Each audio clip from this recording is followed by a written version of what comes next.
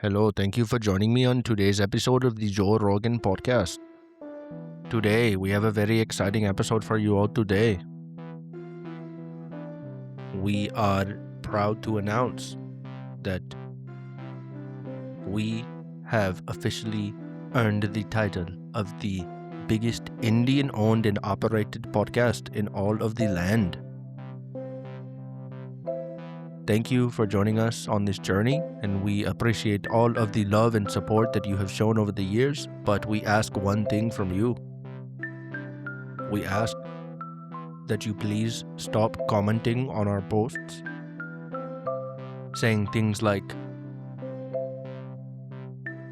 I can't imagine the smells that poor Mike must be experiencing. We find it very rude, very disrespectful, and very stereotypical, and we do not accept any sort of that conduct on this show.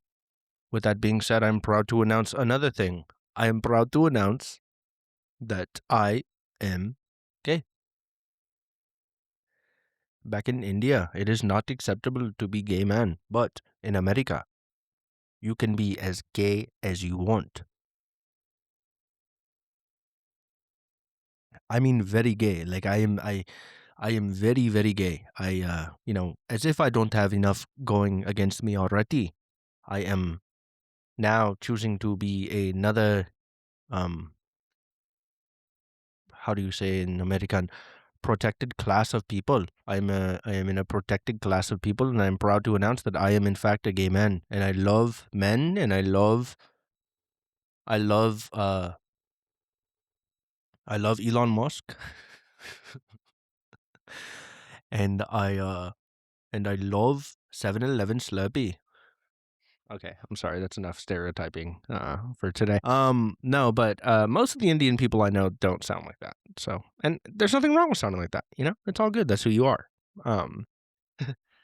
But I have come into contact with certain Indians that do sound like that, and I always find that they're the most kick-ass people. Like when I was growing up, for instance, my neighbor across the street, I'd never got his name. Like I actually, to this day, my grandma lives across the street. Like my grandma still lives in this neighborhood, and I think they've moved out now and they're gone. But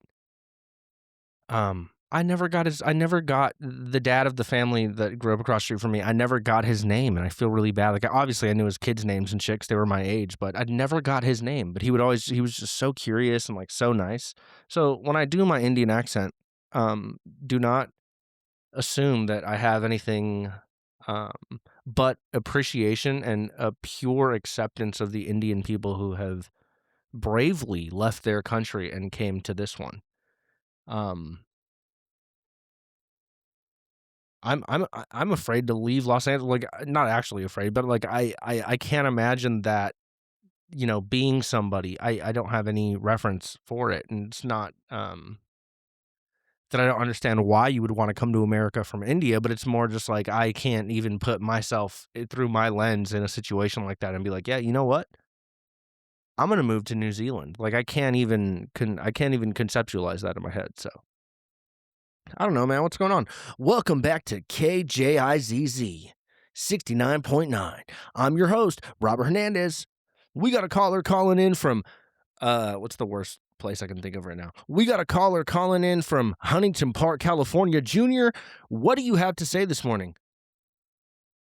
Oh shit, I'm so glad to finally be on the fucking air with you, dog. Been listening to you since I was like shit, a sperm, bro. Anyways, fool. I'm kind of thinking right now, like, should I should I get, I'm kind of like at a point in my life right now where it's like I have so many like things like kind of going for me, like so many options in front of me. Like I could just do whatever I want. Like I ain't got no kids, I got no girl. I live at home and shit. I'm just like thinking like, like how can I level up? Like how can I like how I'm just trying to live my dream, fool, and like I just don't know. Like it seems like there's so much in my way. I wanted to see if you had any input on my situation. Yeah, thanks for calling in, Junior. So when you say that you have, so much going for you, or that you feel like you have potential that you've yet to fulfill, what do you mean by that? Can you elaborate on that? Shit, yeah, like, I never really talk about it, though, so forgive me if I'm kinda, like, apprehensive and shit, like, but no, it's like, I wanna be like a painter, fool, like, I wanna, like, paint, like, beautiful art and shit, and, like, I wanna, like, have my shit in a gallery one day, you know? Like, I don't know, like, when I hold a brush, I just feel like, there's something bigger, fool, like, it's just underneath my skin, like, it's just inside me, like, I'm just, like I just wanna, like, fucking paint. Oh, interesting, Junior. So, what kind of art do you like? Do you like contemporary art? Are you more of a, do you like portraits? Do you like landscape art? What do you like? Well, I've only ever painted like one thing, like because I just get so busy. Like I spend all my time just kind of like looking for the freshest bag of hot Cheetos and shit. So like it's kind of hard for me to like find time to like explore my creativity. Yeah, you know, I have a lot of experience in that in in fuck. I have a lot of experience in kind of putting things off that I know I should be doing. Because other things get in the way. I mean, you're junior. Like I can only imagine all the other things that make you who you are, other than your dream of one day becoming a painter. Um, but I want to challenge you to maybe make some small changes in your life that would allow you to focus on the art that you want to create. Can you tell me, other than looking for the freshest and strongest, most seasoned bag of hot Cheetos, what else do you do with your time? Well, like I be shit, like I'm a hustler. Like that's really what's inside of me. Like I feel like I'm like very like dynamic. Like I like sometimes like I just want to like make like I want to like paint and shit, and like I want to like express my creativity through like my art. But then like other times I'm just like fuck. Like I need to buy like some fake AirPods and flip them on Facebook Marketplace for like 40% of the cost of an actual pair of AirPods, but kind of tell everybody that they're real though. Ah, I see. Yeah, well, everybody has to make money, so, there's no shame in doing that, and, obviously, you could be selling, merchandise that is real and authentic, but, who am I to judge? I mean, hey, everybody's looking for a good deal, am I right, Junior? Yeah, Shay, like, like, I don't know, like, it's just, like, so fucking hard, like, I go to bed at night and I'm looking up at the ceiling, and I think about all the time that I wasted, and I could just be like painting right now. Like I could have a whole canvas. Like I want to make life my canvas, fool. Like, like fuck, I have so much to say. Like I have so much like experience and just like real shit to kind of like convey through my art. But like it's just so hard. Like I don't know, like my Infinity payment, like that's just like fucking $700 a month. It's 2013, like it has like 140,000 miles, and like my car payment just like it's such so much pressure above me and shit. Like I don't know what to do. Like, do I ride the bus? Like, shit, I'm not afraid of the bus. Like I grew up on the bus. Like, yeah, no, I totally get it, man. Car interest rates are out of control, especially for subprime lenders. And I'm not assuming that you're a subprime lender, but I'm just gonna go ahead and do a quick math here. That if you're paying $700 a month for a 2013 Infiniti G37 S, that you probably fall under the category of a subprime lender. But um, what would you say your ideal kind of life trajectory in the next, I don't know, 3 5 years? Where do you see yourself? Where do you want to be? And what are you willing to sacrifice to get there? Oh shit, that's like a tough question. Like, that's like hella meta and shit. Like I don't know. I'm not like a fortune teller. Like fuck. Give me a second, okay? Like let me really. I want to really think about it because I feel like we're having a connection right now, and I just really want to like. I just really want to utilize this time to like get advice from you because I look up to you. So like, give me like a second, okay? All right.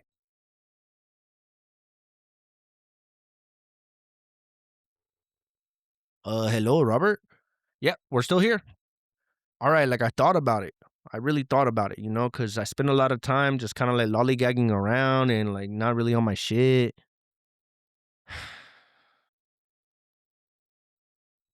Like, are you familiar with, like, Shoreline Mafia?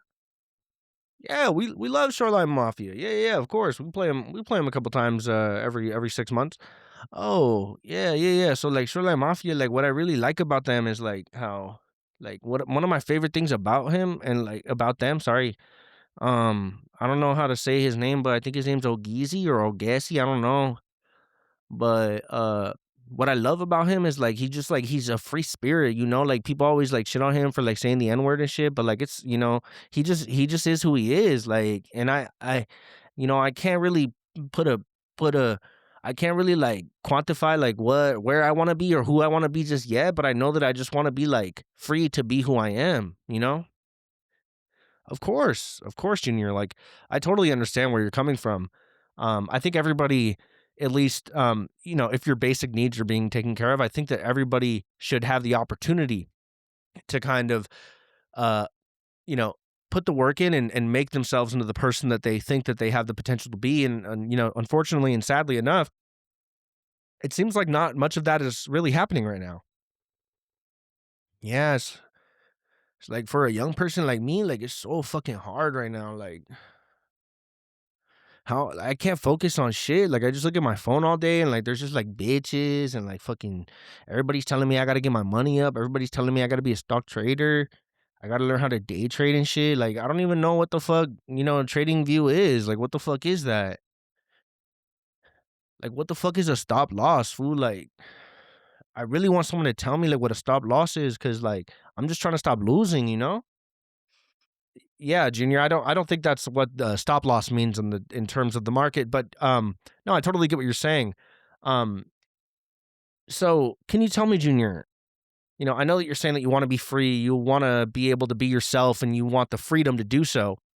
Um, but when we first got on the phone, you had told me that you're a painter and you're an artist, and I'm curious to know what exactly it is that kind of drew you in about art and about painting and about, making something from the tool set and the skill set of your own mind.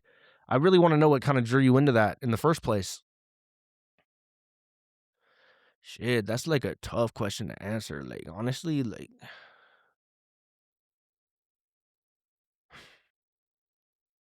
I don't know. Like, I just always felt it inside of me. It was like I don't know. I've been doing this for 12 minutes. I don't know. Like, I just knew it, like the first time like I ever got watercolors when I was in like second grade and shit, I was just like, damn, like, they're so vibrant and like you could just like choose like how like opaque you want it, but like how much water you add and shit. And like I just really gravitated towards like art, and I really want to get into like oil painting and shit, but like I just really am comfortable like painting in watercolor. Oh, so you mainly paint in watercolors. Yeah, yeah, it's just, like, what's most accessible. Oh, okay, yeah, so okay, last question here, because we got other callers to get to. Um, you never really fully answered, my question earlier, so I just kinda wanna wrap up on this and kinda hopefully send you off in a way that allows you to feel like you can make some progress in this endeavor of becoming an artist one day. Um, but, you know, what a lot of people don't talk about when it comes to being successful, especially in a creative kind of field and something that, you have to kind of put your foot down um and like, keep your foot on the pedal, if you will.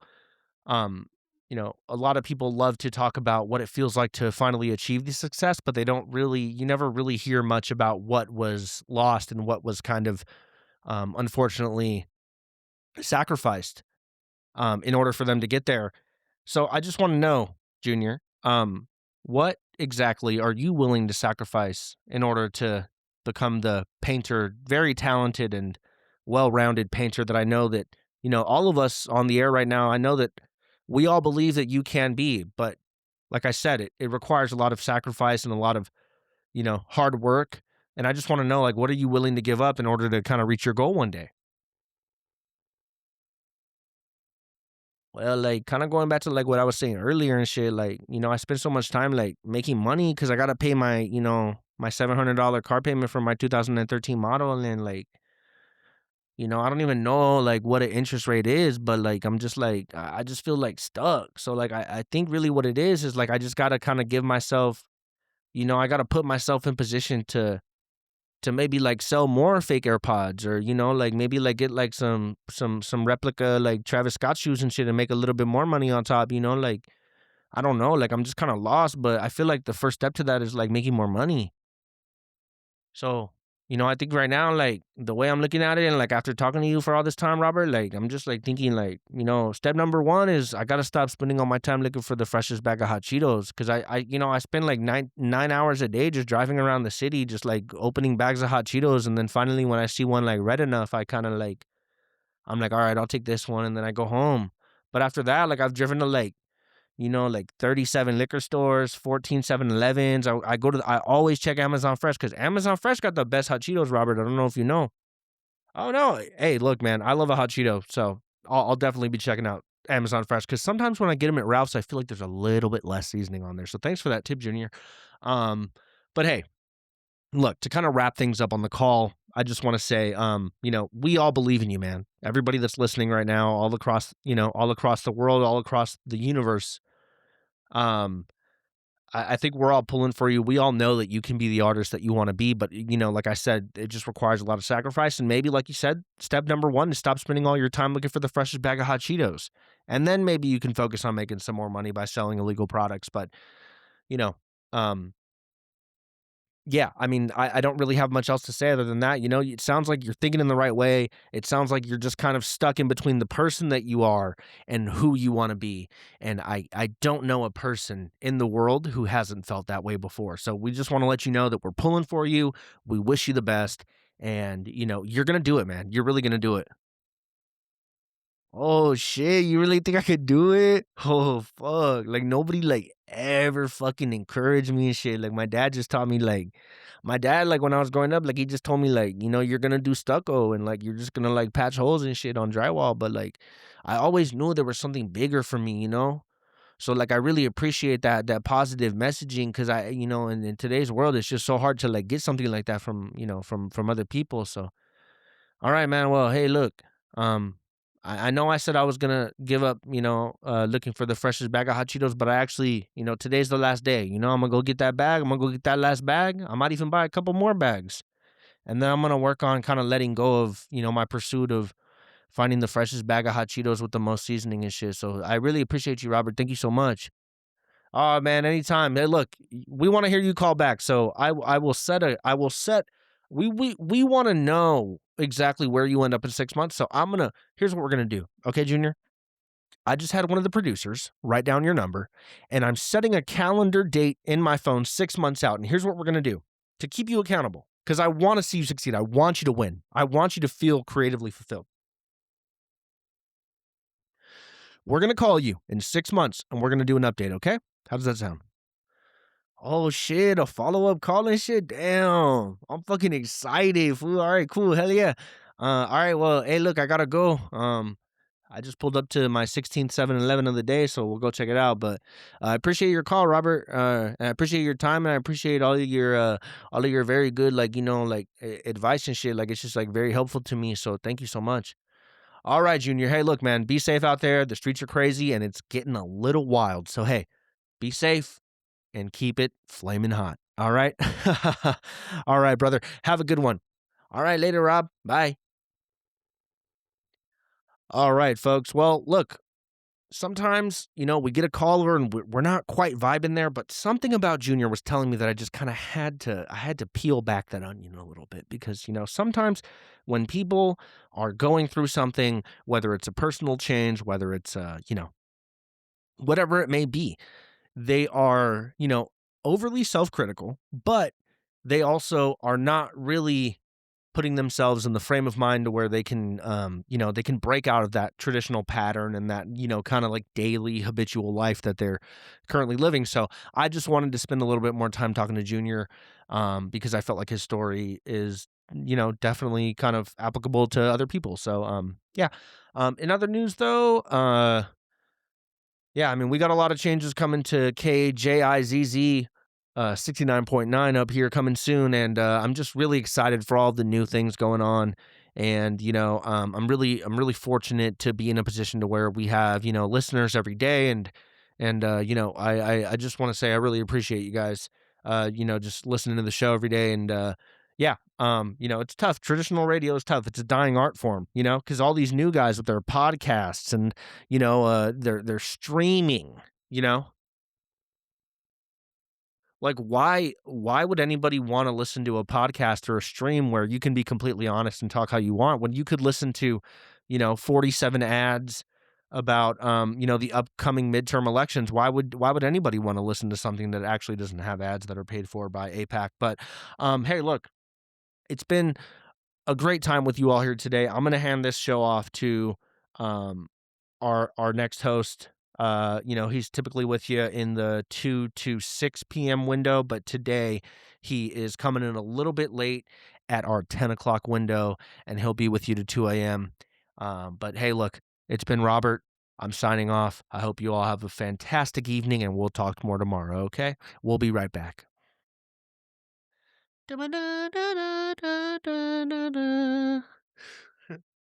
Okay, well, I officially did 21 minutes of fake radio show, but hey, welcome back to the show. If you're still listening, welcome to the Indian Joe Rogan podcast.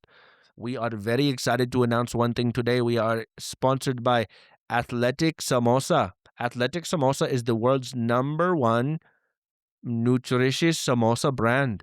They have been doing this since 1997. They are the most approved and most official uh, uh, a nutritious samosa in the industry. So thank you to the sponsors of the show. Thank you for joining us on the Indian version of the Joe Rogan Experience. And Jamie, pull that up, please. Oh man. Oh God. Sometimes I can't help but breathe into the mic. But what's going on, dude? I hope you're doing well. Um, Man, it's so hard being so kick ass. Like I don't know how to Man, I just don't know how to kick ass any harder than I already am, you know? I feel like I'm fucking dude, I feel like I'm a fucking winner right now. This is what I feel like. That's me. Yeah. Laughing to the bank like, yeah. That's me. No, but what's going on, dude? Hey bro, hey bro, we ain't checked in a minute, bro. What's going on with you, brother?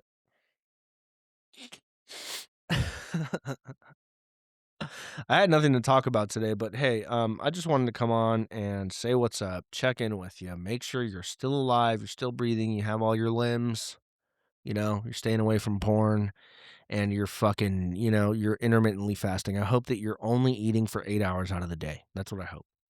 And if you're not, then you're not giving your body adequate time to digest the food that you ate otherwise. So hey, look, I don't make the rules here. I'm just saying if you're not intermittent fasting, you might want to be intermittent fasting because I think it has something to do with improving your energy levels and your sleep, and it just helps your body digest food better. But what the fuck do I know? What the actual goddamn living shit fuck do I know, brother? Um no, I went to I don't know if you guys have this where you live, but there's like water stores. But there's this one particular water store in my area that is like they sell water. Like they sell like the most random assortment of goods that you could possibly ever assemble. It's like the Avengers of shit that you don't need. So they sell water, alkaline and normal. They sell iPhone repair and accessories. They have, like, the contents of about, like, half of a liquor store, and then the last kinda corner of the little shop is basically pro clubs and, like, T-shirts of, like, Marilyn Monroe smoking a blunt, like, with her fucking massive jugs out. But I went to the water store today because I needed water because I'm actually incredibly hydrated and my piss is, like, borderline clear. And I wanna keep it that way because I don't want, like, brown piss or, like, even, like, dark yellow piss. I see that and I go, "Oh, well, too much coffee today." So, I had to go get water, and I walked into the store today, and, I don't this happens every time. Like, there was a time, I would say, like, 6 or 7 months ago where I would go in there and I would get the alkaline water, but then I was kinda like, whatever, like, I'm just gonna get the cheap water because it's fucking water, like, who cares?" Like, people drink, like, literal water out of a sewage pipe for fucking hundreds of years, and then even before that, they were drinking water, like, literally out of the gutter, and I think they still do that in China. I think they look, I actually, I'm not gonna continue down that road, but, um, no, I went to the water store, and the guy still does this, even though I only got alkaline water, like, 3 times, he still goes, "Regular or alkaline?" As if he can't see that I'm already filling up my bottle with regular water, and it just kinda pissed me off today, and, I don't necessarily like, I would say that about 95% of the interactions that I have on a daily basis are relatively good and nice and cordial, but, like, this guy, every time I see him, I just go, "What's up your fucking ass, dude?" Literally, like, every time I go to the water store, I go, "Hey, man," right, after I pay, the card goes through because it always goes through. "Okay, bud."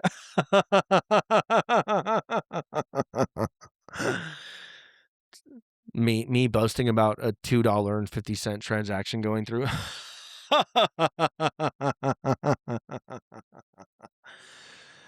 Uh, but every time I'm done paying, I go, "Alright, bro, have a nice night." And he never says it back. And, one of these days, I'm gonna grab him by the shoulders. I'm gonna pull him real close. I'm gonna go, "Look here, motherfucker. When somebody I don't know who the fuck raised you, but when somebody tells you to have a nice day or have a nice night, I think it's best that you reciprocate that energy because they're actually putting out positivity in the world and you're being a little stinker about it. Okay? Like, what is up his fucking ass? His life seems pretty chill. Like, you work at a vape shop slash, liquor store slash clothing store slash water store slash iPhone slash genius bar, literally. Um, why the fuck are you in such a fucking little shitty mood all the time? Somebody tells you have a nice night, you don't wanna have a nice night? Oh, okay, fine. Take the nice night away from yourself, asshole. Jesus Christ. But yeah, that kinda pissed me off today, but other than that, dude, I've been fucking going crazy on fruit, bro. I've been eating fruit like a fucking psycho. I've been eating fruit like a fruit ninja, bro.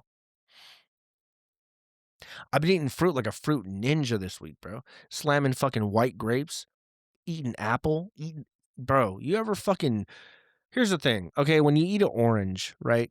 When you eat an orange, sorry, when you eat an orange, like when you kinda like lazily peel an orange and there's still a little bit of that like white, like that middle layer between it's kinda like a membrane, like I don't know if that's really what it's like, I don't know if that's the correct terminology, but like it's like the soft white layer in between the skin and the flesh of the orange.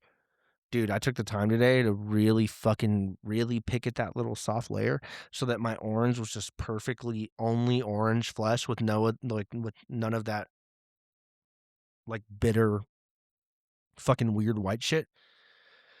Man, that shit was good, dude. And I'm not, you know, I don't know if it's that, like, I'm getting older or something, but I'm just, like, super locked in on eating fruit right now. I don't know. I'm just, like, appreciating it a little bit more, but I think it's easier to appreciate it when you're not looking for the freshest bag of Hot Cheetos all the time, so, um, but yeah, dude, what the fuck is going on with you guys, dude? I know there's, like, a lot has happened, and I kinda refuse to talk about, like, things topically because 'cause I'm just like, I don't really like, how many other places do you guys need to hear somebody say that most of our politicians and the richest people in the world are fucking children? But, um, I just don't even wanna get into it. Like, I know it's like, "Oh, wow," like, like, we've been talking about it as a culture for almost, like, literally 10 years now, and it just seems like I'm like, now that people are getting confirmation or maybe not confirmation, but we're kind of our suspicions are being proven to be kind of true. I'm kind of losing interest in screaming at the rooftops that, like, fucking Bill Gates and Hillary Clinton were like, doing some weird shit, or Bill Clinton was doing some weird shit, or Donald Trump was doing whatever. Like, I don't really, unfortunately, care anymore. There's bigger fish to fry, people. There's bigger fish to fry. Um, I I've just been trying to do this one, I feel like having fun, and it's been kind of proving to be a little bit more fun for me. So I on my way home from work, I was like, "Hello, thank you for tuning into the Joe Rogan podcast." And ever since then, I was like, "All right, I'm gonna record tonight," just because like off of that. And then look what it turned into. It turned into 21 minutes of me having a fake radio show and interviewing a guy named Junior. So. Life is really what you make it. And I know people don't like to hear that because people are like, oh, but what about the environment? And what about my circumstances? Like, what about the fact that like it's nothing's affordable anymore? Hey, look, bud, it's unaffordable for most of us. It's unaffordable for most of us. And the people that make it look like it's not unaffordable, most of the time they got a little money in their pocket from, you know, something other than themselves, whether it's their parents or they fucking, they got a big bag after getting hit by a car, or, they swallowed metal because they ate, the hash browns from Trader Joe's, whatever the check that they got was, or the family that they were born into. If you're a normal, regular person who doesn't have those advantages, it's incredibly unaffordable to live right now.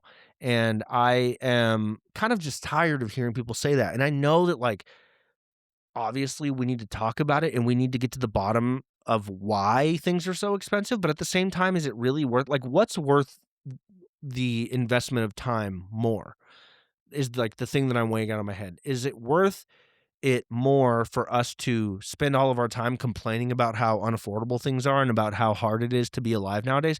Or could we take all of that negative energy that we're putting into blaming the system and blaming our circumstances and blaming the shit economic situation that unfortunately our parents and grandparents left for us, and should we try to actually make changes in our own lives to better kind of set us up for the lives that we want to live? That's the question that I've been kind of begging to myself. And I don't know the answer to it, because on one side of me, I'm a king lib, I'm libbed out. So I totally am all down for being like, yo, there should be no billionaires, tax the fucking rich, you know, AOC, we want to see your tits, whatever. And then, like, on the other side, like, I'm not saying I'm like a pick yourself up by your bootstraps kind of guy, but I'm more so thinking about this in the like context of like energy. What is better to put your energy towards? Is it really crafting another shittily, fucking thought out tweet about how, well, my granddad bought his house for $71,000 in 1971, and I'm never going to be able to afford that. And then like posting another, how many fucking times have you seen a graph where it's like medium household income staying the same, and then the other graph is like average median price of a home, and it's like going up incredibly. And it's like, yes, yes, yes, I understand the system is fucked, but are we going to actually do anything about it? Or are we just going to sit here and keep complaining? Because if we're all going to get in on this complaining little bullshit, I would rather kind of detach myself from that segment of the population and focus on trying to maximize the things that I could do and spend my time doing in order to set me up to live the life that I want. What do you think, bud? Hmm? What do you think, bud?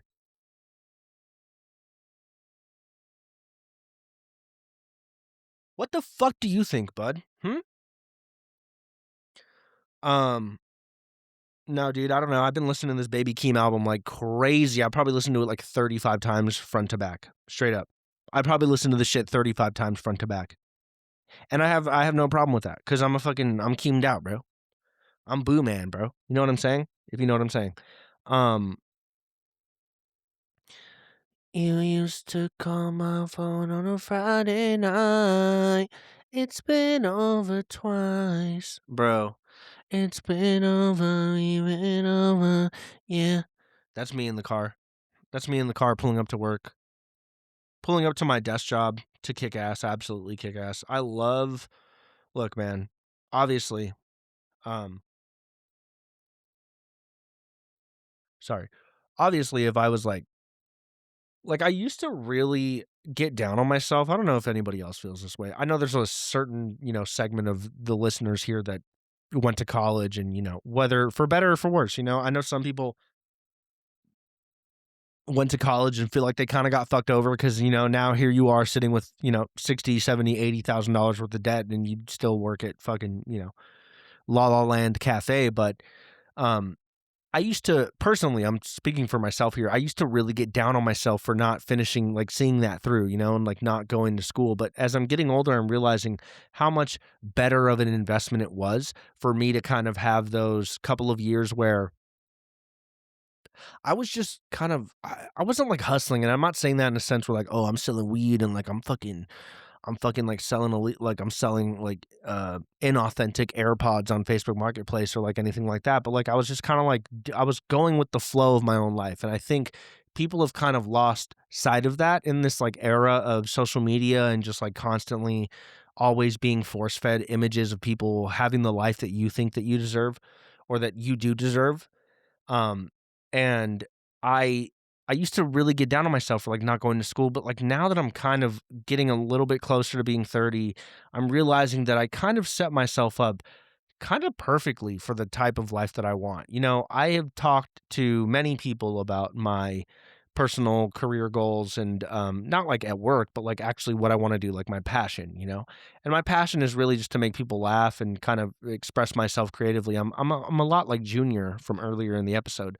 Uh, but I, me and Kirsten, we spend a lot of time kind of just talking about uh what exactly, not we want our lives to be, but we spent a lot of time kind of laying the foundation for the lives that we want to live for better or for worse, like and with kind of like where I see myself at right now, I think looking back 2, 3, 4, 5 years, I'm very proud of myself for the way that I've been able to adapt and you meet people sometimes who have no inherent kind of like ability to adapt in any way. Like if there's anything that strays in any sort of way from their normal typical routine, they absolutely lose their fucking shit, which, if that's you, you probably need to go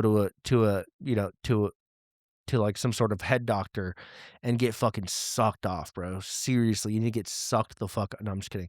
You need to go to like a psychiatrist and they're gonna tell you that you have like 47 disorders and put you on like a bunch of SSRIs and you're gonna lose all your hormones, your hair's gonna fall out, but whatever. Look, to each their own, right? To each their own. Me personally, I'm so glad. I'm just speaking for myself here. I'm so glad that I got through those like 5 years of my early 20s where I was just fucking sucking ass, and I just felt like everything in my life sucked ass, to where now I'm actually in a more stable kind of like, I don't wanna say predictable, but just like a stable place that kind of allows me to feel like, "Okay, I'm setting myself up in a way to where, you know what? Hey, half of my 20s completely fucking sucked. It was dog shit. I was borderline depressed. I was borderline ready to go to a therapist, whatever." And now I'm like getting ready to enter my 30s here in a couple years. And I'm like, dude, I'm going to make my 30s the greatest fucking decade of my life.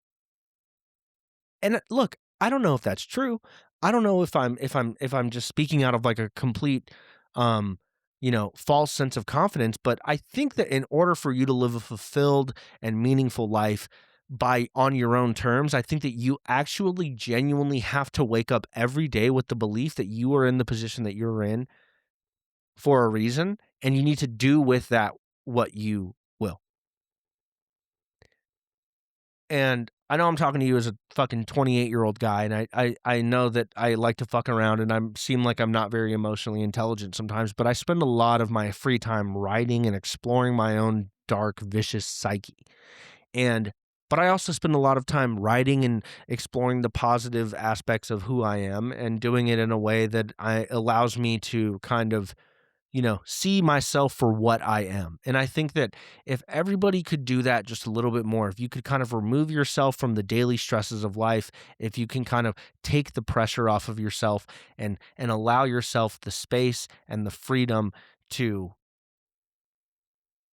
think critically about where you are, why you're there, and what you are willing to do to get out of where you are if you don't like where you are. If you like where you are, I don't want to hear another fucking thing from you. Complacency is boring. Nobody wants to hear about how awesome your fucking life is. But people do want to hear about how awesome you think your life could be if you're willing to sacrifice the things that you might have to sacrifice to attain the life that you want. And I find myself kind of sitting here knocking on the door of 30, finally finding the time and the self-discipline to focus on my health, to focus on eating the right things, to focus on my creative endeavors and on taking care of myself and on checking in with myself. And I gotta say, I'm very excited to make my 30s a very positive time for myself. I'm excited to, to see what I can become. And I think I haven't felt this level of excitement for my future in, probably 10 years. I think the last time I felt like genuinely excited for where I was headed was when I left high school, because at that time, everything is just like the world is so new to you. Like you can't even legally go order a drink yet. You can barely even wrap your head around, making a drive from Los Angeles to Santa Barbara. But as you get older and you get a little bit more life experience, the things that seem so far away and seem so impossible slowly kind of start to come into focus a little bit more, and they seem a little bit more attainable, and they seem like something that, I actually can see myself falling into that. I actually can see myself making a way for myself in this career or in this whatever it is. Oh, you want to be a chef, dude? I was just watching this fucking Gordon Ramsay documentary on Netflix about this new restaurant that he's opening. And like, look, for as much of a fucking cock this guy is, he's a fucking cock, mate. Hey, mate, you're being a fucking cock about it, isn't it? As much as that guy's a fucking cock, the guy was dropping some gems in that fucking doc, bro. And I I don't know. I mean, I love Gordon Ramsay. I think he kicks ass. I've personally never been to any of his restaurants because I just don't know. I don't know. I don't really care, But man, watching this documentary on Netflix really made me want to fucking, really made me want to fucking max out all my credit cards and go to London and try this new restaurant that this fucking documentary is about. But I don't know. Apparently, it's going to be the tallest restaurant in London. It's going to be at the top of this new tower that they're building or whatever. And what I found interesting was how, like, I think that Gordon Ramsay might be a really good kind of, um, like way to view how people interact with themselves, right? So if you think about all of the times that you found yourself being incredibly self-critical and super focused on everything that has gone wrong and that you're doing wrong in your life, I think in those moments you are being Gordon Ramsay in Hell's Kitchen yelling at a chef about how the scallops are, a little bit too seared. And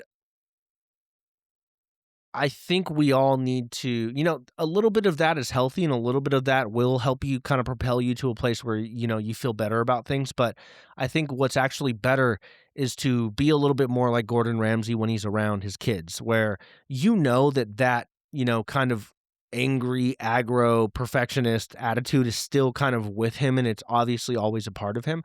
But watching Gordon Ramsay like be a dad was very cool for me because I was like, oh, like, so you can actually be an incredibly fucking insulting asshole, in some moments of your life. But also there needs to be space and there needs to be room for you as a person to be nice to yourself and encourage yourself and speak positively about your circumstances and who you are and what you are, and actually, instead of just shitting on yourself all the time and instead of just thinking, "Oh, why the fuck did I move into this apartment? This apartment fucking sucks." Who gives a fuck? Are you alive? Yes. Are you breathing? Yes. Do you have limbs? Yes. Are you on hormone blockers? Yes or no? Whatever the fucking thing that whatever it is that fucking bothers you, whatever it is that when you lay down and you put your head on the pillow at night and you stare up at your popcorn ceiling, because I know that most of you guys have popcorn ceilings, because I know that the average listener of this podcast does not make more than, like, I don't know, $40,000 a year. So I know that most of us probably live in a place where we have popcorn ceilings. I know that when you stare at that ugly, tasteless popcorn ceiling and you're trying to go to bed at night, I know that you're thinking about something in your head that you could have done better, which, hey, look, You're probably right. You probably could have gone to the gym today. You probably could have, I don't know, sacrificed 30 minutes out of your day to fucking focus on something that you want to do that's a passion to you. But I also understand, and I also have the life experience now to go, you know what? I understand when life gets in the way. I understand that you got to go to work. I understand that sometimes, there's other shit that gets in the way. Sometimes you wake up and your tire's flat. Sometimes you wake up and your battery is dead, but it does not mean that your car needs to stop running. Does that make sense? I can't wait to move from this fucking apartment. I'm so sick of the goddamn noise outside of my window all the time. I'm trying to record the best Indian podcast, the best Indian Joe Rogan experience podcast in the nation. But I can't because there's fucking cops outside of my window all the time because my dumbass chose to move on the busiest fucking street in all of North Hollywood. Somebody shoot me in the motherfucking head. I'm on a roll today, baby. And this is me, dude. I just want to let you know, just for clarity, I have never in my entire life taken any sort of medication whatsoever. You want to know what I take? I take fucking positivity, bro. I wake up, I take a positivity pill, bro. I'm on fucking Nick. I'm nicked out all fucking day, bitch. I'm fucking smoking 5% Nick to the fucking dome, bitch. I'm a fucking chimney for the shit, bro. I'm running on 3 2-ounce shots of espresso with a little bit of vanilla coffee mate and 6 cubes of ice because I got my shit on lock, bitch. Do you fucking know what I'm saying? But no, in all seriousness, I can't wait to move out of this fucking apartment. I hate my landlord. He sucks ass. The nerve of my landlord, I mean, look, I know I've gone on a couple of tirades again. I'm once again, I know that I've said some things in the past about Israel and whatnot, but man, um, I don't think anything has made me dislike Israel more than when I opened Facebook one day, and because my landlord is in my phone contacts, he was a suggested friend on Facebook, and in his Facebook profile photo is literally him, and then like around it is like some like weird graphic that just says "I stand with Israel forever" with a big Star of David, and I go, you know what? As much as we all like to believe that stereotypes are not real, this one is proved to be real. Okay. Because I hate it. I actually genuinely hate him. And I hope he hears this. Heim, if you hear this, I fucking hate your guts. And I cannot wait to move out of this fucking slum that you have me living in. But I also know that like I'm kind of untouchable. Because I know for a fact that I probably pay the most in this building other than the other, like, other than probably one other tenant that has an updated 2-bedroom. But I cannot wait to move. I'm so sick of this apartment. I'm so sick of living in North Hollywood. I'm so sick of opening my window and it looks like The Walking Dead is happening outside. I'm so sick of opening my window and there's a guy yelling the N-word at the top of his lungs at 3 a.m. on a Tuesday. I'm so sick of walking out of my gate and within the first 15 steps, I see like one of these 3 things. I either see a stizzy box, like a box for a stizzy pod, or like a condom, or just straight up shit. Like actual like shit. And like you know how you can tell when it's like, okay, this is a dog shit and this is a human shit? I see human shit sometimes. And I go, who the fuck is just walking around letting shit drop out of their ass? And not wiping. I would feel better if you would just like shit and walk past my gate. I would feel a little bit better if there was at least a tiny bit of toilet paper on top of the shit, but instead of there being toilet paper, there's just no toilet paper. So I just know that you just dropped this shit right here in front of my door and you just kept walking. So can't wait to move out of North Hollywood. I'm sick of it. I like working in North Hollywood. It makes me feel like, oh, I got to look over my shoulder. I got to stay on top of it. I'm taking my walk on my lunch break. I'm like, oh shit, there might be a guy that wants to kill me behind me. Oh, but I miss living in Sherman Oaks, man. I don't miss the particular apartment that we had, but I miss living in Sherman Oaks. I just felt like a white little pretty princess when I lived there. Everything was great. I had a pool. I had a barbecue. I had a fucking gym. Okay. There was a goddamn basketball court under my fucking apartment. Like, do you know the downgrade that I kind of like found myself in just because I wanted to save $200 of rent every month? Makes me wanna kill myself, but no, I'm looking for a new apartment, we're trying to figure it out, but, there's other priorities right now. My car is in the shop. I know a couple of months ago I'd come on here and I was like, "Yeah, my car might be fucking 23 years old, but you know what? Still runs like a charm." Well, I jinxed myself because I was driving on the 101, we were coming back from Malibu because I'm a fucking dude, I'm a LA princess, bro. Let me give you the description of this day when my car broke. Are you ready? We'll wrap up on this. Sorry, hold on. Let me hit the vape.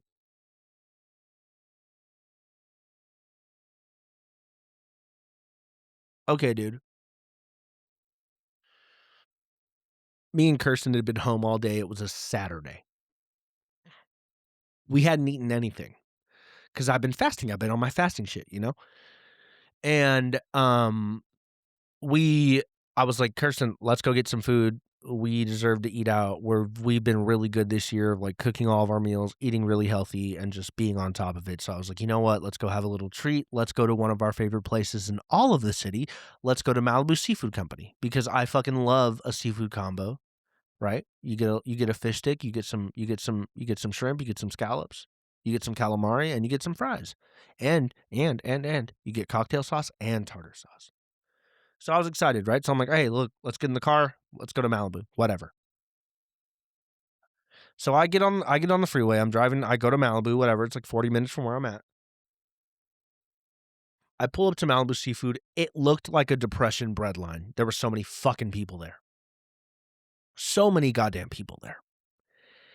And this has happened probably 3 or 4 times where me and like, we get lucky sometimes where we'll go to Malibu Seafood and there's not a goddamn like, there's no line whatsoever, and I'm like, "Yes." But I think we've gone 3 times in the past, like, probably 4 or 5 months, and the line looks like, BTS is having a show at Malibu Seafood. Like, there's literally, like, it looks like there's hundreds of thousands of people in line. I'm not even exaggerating. So this happened, right? And I was like, "Okay, let's go to fucking what's that little plaza called? Malibu fucking what's it called? Malibu Farms or some shit? I don't know what it's called." And where the Kith store is. I hadn't been to the new Kith store, and your boy's fashionable, so I had to go to the Kith store. So we go to the Kith store, and I was like, "You know what, dude?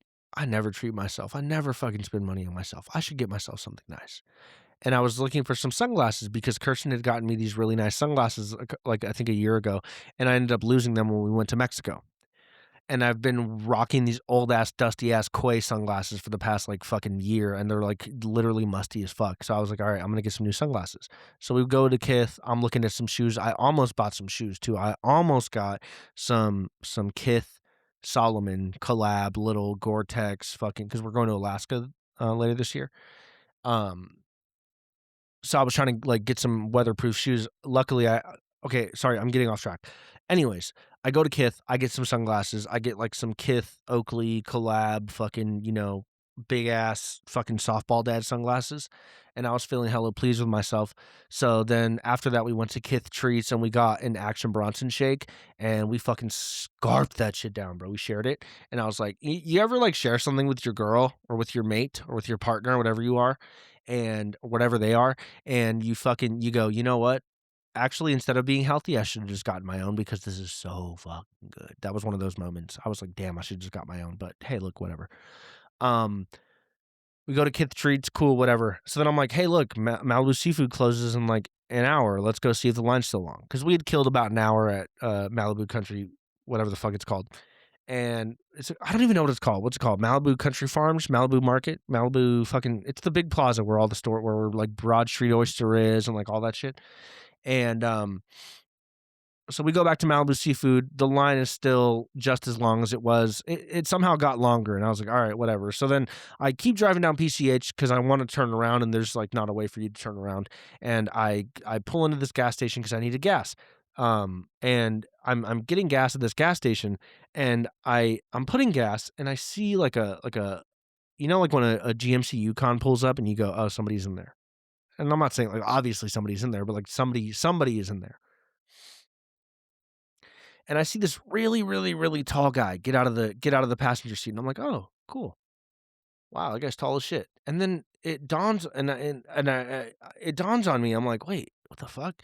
He has his hood on and shit, so I'm like, okay, you know, it's 70 degrees outside. Why do you have your hood on? Whatever.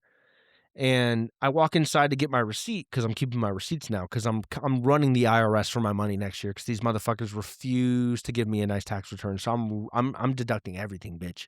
I'm deducting everything, bitch. I'm deducting every vape, every coffee I buy. I'm deducting every fucking gallon of gas. Okay?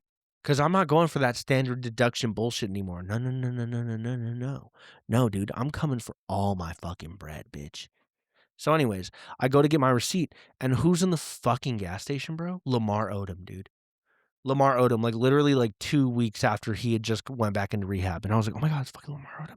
But like, I think I've talked about this before. I never have the balls to be like, yo, Lamar, let me get a picture, especially because I know that this dude has just been in the news for like having like a fucking terrible life moment. Like, I don't want to bother him, you know, like he's going through it. So I come back in the car. I'm like, yo, Christian, look, it's fucking Lamar Odom. And I was a weirdo about it. We kind of just like sat at the gas pump, like waiting for him to walk out so that Kirsten could see Lamar Odom too. Um, But anyways, after that, I forgot what we ate. What did we eat? What did we eat? Oh, actually, okay. So then after I leave the gas station, I turn around, whatever. I go back south on PCH, headed towards Santa Monica, but I'm gonna take Malibu Canyon Road, you know, back into the valley. And we make it through there. We do the nice drive through the canyon, whatever. I get to the 101, cool. I'm probably coming at I'm on the 101. I'm coming south. I'm probably at like the 101 in Tampa. And my car goes into like transmission fail-safe mode, and I'm like, "What the fuck?" Like it doesn't even let me I'm literally stepping on the gas because I'm in the furthest left lane on the freeway and I'm stepping on the gas and the car is not moving. So I'm like, I'm shitting bricks because I'm like, okay, I need to get over immediately. But there's motherfuckers because it's the 101. There's like Armenian guys driving at like 240 miles an hour, right? And I'm like, fuck, man, I got to get over. So I get over, luckily, whatever.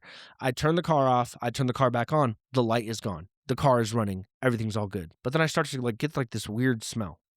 And I'm like, what the fuck is that smell? So we're like, all right. Because to this moment, I probably should have gotten out of the car and like looked at it, but I was just like, all right, I just need to get off of the freeway, right? Because I'm literally parked in the middle of the night, or not in the middle of the night, but at nighttime on the side of the 101 freeway, and like there's like Armenian subway surfers going fast as shit. So I was like, okay, I need to get off the freeway. And we ended up not getting food on the way home. We ended up ordering food when we got home. But long story short, my car has now been in the shop for a week. They're diagnosing it, and I have a feeling it's going to be a lot of money to keep it going. But I love my car, so I'm like, fuck it, whatever. I don't want a car payment. I already have enough bills. I have enough overhead. I just want to get my car fixed. So that's what's going on with my car. Hopefully, it's not too expensive, but yeah, that's what's going on. So,